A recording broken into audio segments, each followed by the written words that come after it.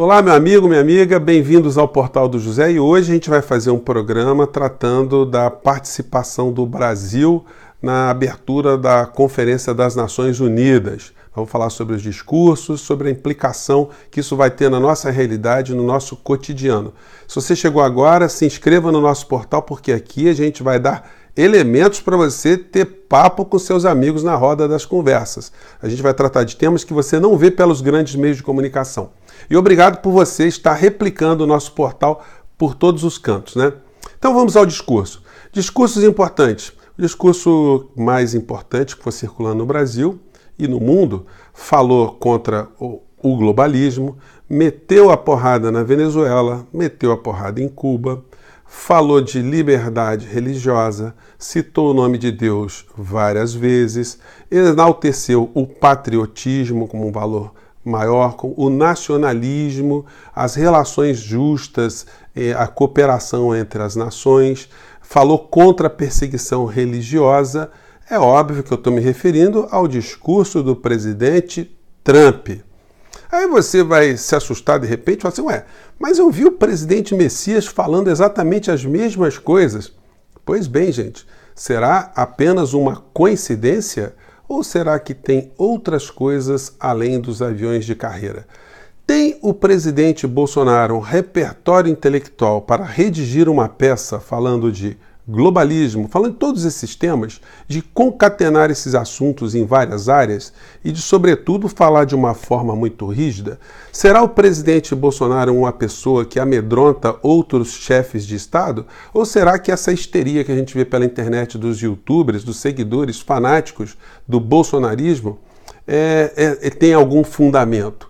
Será que essas pessoas, elas de fato acreditam que o presidente Bolsonaro ele está fazendo as pessoas tremerem lá nas plenárias todas de uma maneira geral? Que poder tem o Brasil de dissuasão? O Brasil pode invadir alguma nação, pode criar algum bloqueio econômico, pode criar alguma restrição? O que o Brasil pode fazer contra essas nações todas? Obviamente que esses seguidores eles não refletem profundamente. Os seguidores do bolsonarismo que vêm para aqui, para esse espaço aqui, né? Ah, o presidente arrasou, ele falou, foi duro, ele impôs respeito. Gente, não sejam ridículos. Não é como entrar um raquítico numa arena cheia de pugilistas e achar que pode gritar com essas pessoas, pode dar ordem a essas pessoas e ser respeitado. O que acontece é o seguinte, em situações normais, esses pugilistas vão olhar para esse raquítico e vão ficar com pena dele, porque na hora que quisessem enfio a porrada, arrebenta todo o raquítico de tudo quanto é jeito. Então, gente, parem com esse comportamento ridículo de achar que o presidente Messias mete medo em alguém. O Brasil, enquanto Estado, não mete medo em alguém por várias razões. A gente não tem condição e não é da natureza do Brasil. O Brasil nunca se preparou para nenhum tipo de conflito. Então, o presidente Messias ele se comporta como uma espécie de alienado, né, de assuntos que ele não domina. E é óbvio que isso não pode ser bem recebido no mundo. Serão os discursos tanto de Trump como de Bolsonaro, o do presidente Messias, feitos coincidentemente usando as mesmas expressões? Bom, eu fiquei com essa pulga atrás da orelha porque eu me lembrei desse livro aqui, muito engraçado, do Chico Buarque de Holanda, o Budapeste. E conta a história de um cara chamado Costa, que era uma pessoa que escrevia discursos para personalidades. Claro que ele escrevia e ficava oculto, né?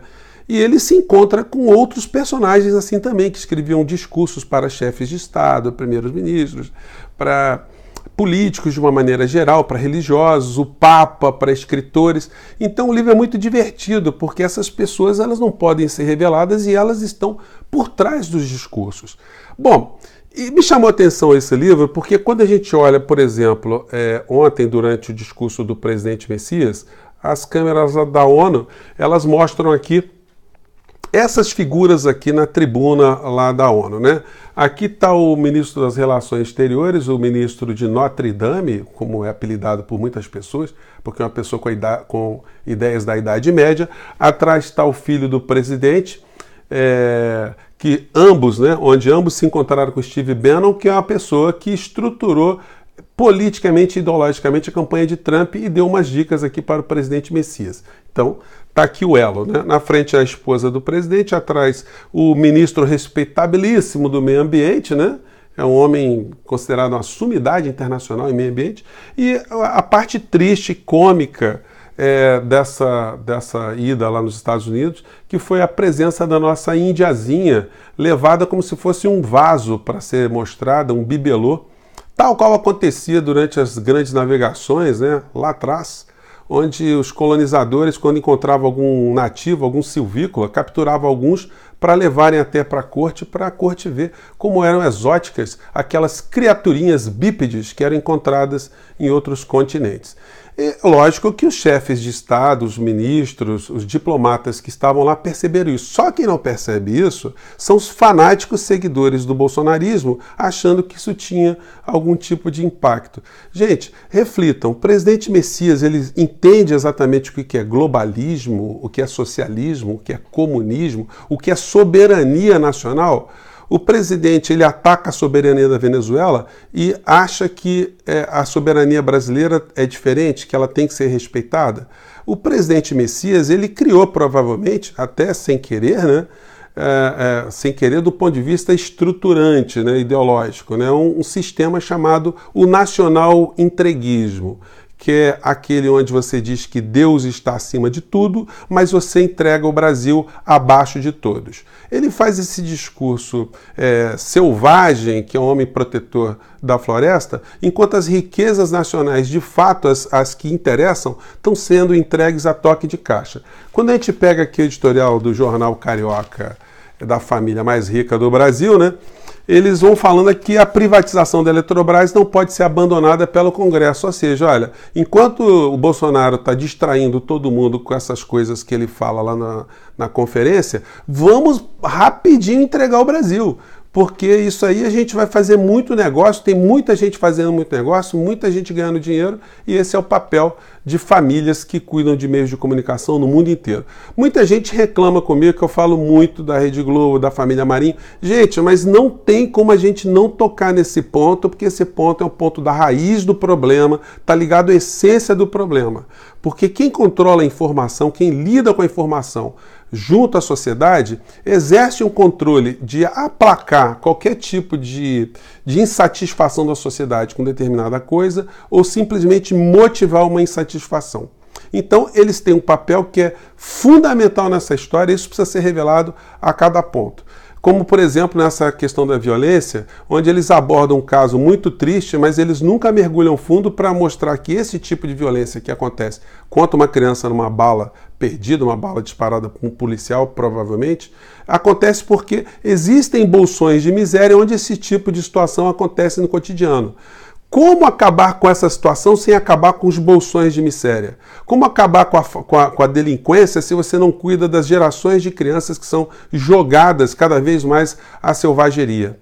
Se a gente não faz nada, se o Estado não investe em educação, saúde, saneamento, porque se o Estado brasileiro prefere agradar o seu Guedes e seus cupinchas, os seus sócios, nunca nós sairemos dessa situação. E aí os jornalistas têm um papel fundamental. Eles têm que provocar suas editorias, as empresas, para começarem a revelar esse tipo de situação e nós, sociedade, temos que estar cobrando e revelando esse tipo de situação. É por isso que eu me pego muito nessa situação, né? Nesse ponto de vista.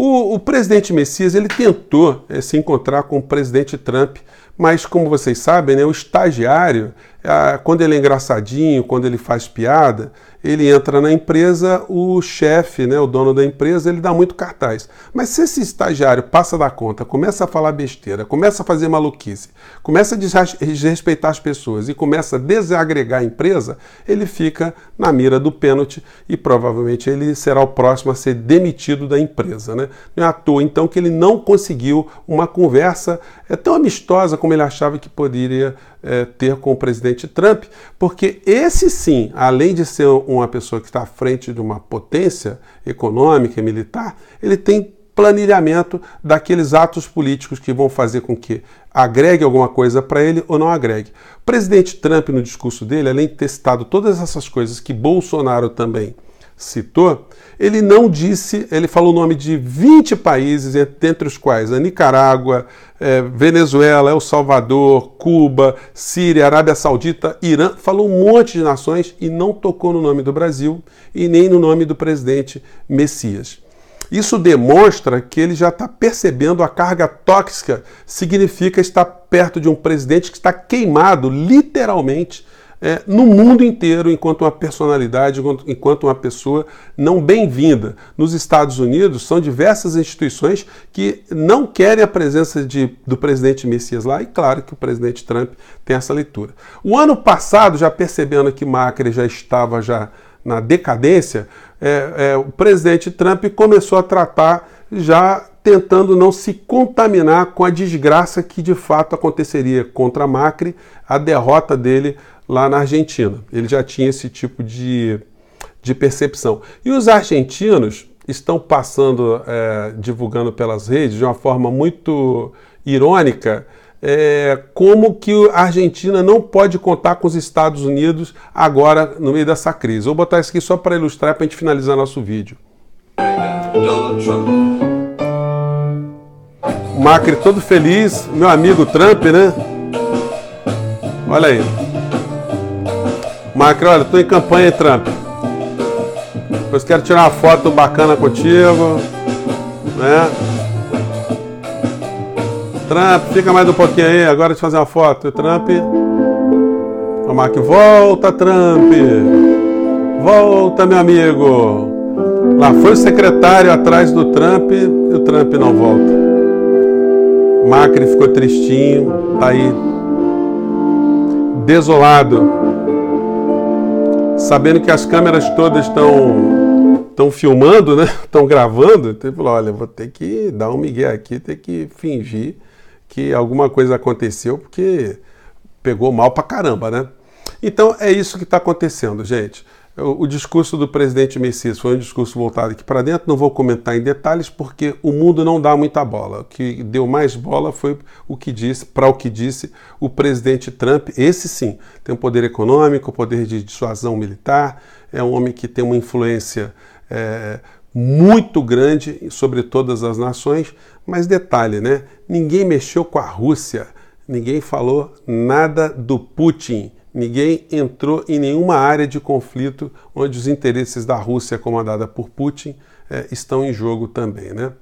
Coloquei todas as questões para você refletir, você bater papo com os amigos. Espero ter jogado algumas questões para você ficar minimamente desconfiado e você perceber se de fato o presidente Messias ele tem capacidade para escrever um texto longo, contendo conceitos muito complexos, ou será que teve a mãozinha secreta de alguém nesse discurso?